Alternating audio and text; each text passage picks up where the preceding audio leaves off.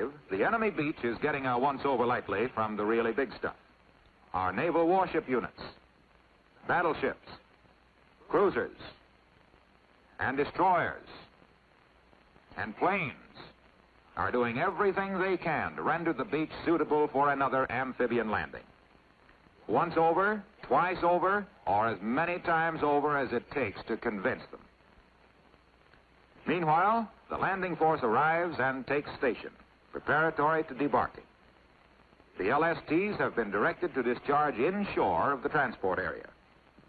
First to debark will be the assault troops from the LSTs carrying LVTs, both tractors and tanks.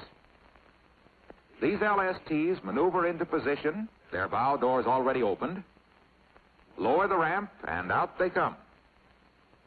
The tanks first to rendezvous in their assigned areas while waiting for the troop-laden tractors to debark after them.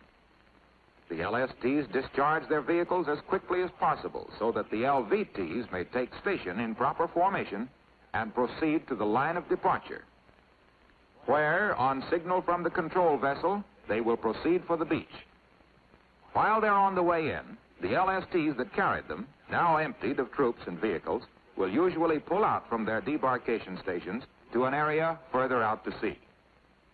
Once ashore, the troops push inland to secure enough of the beach to enable the other reinforcing LSTs to land their equipment directly on the beach.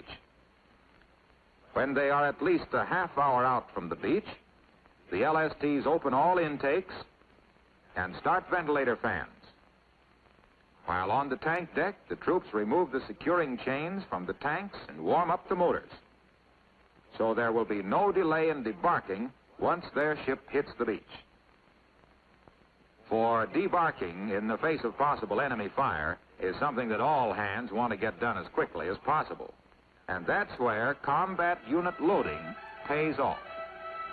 First out is the bulldozer to do whatever is necessary to fill up any holes or otherwise get the beach in shape. Then the tanks. And more tanks.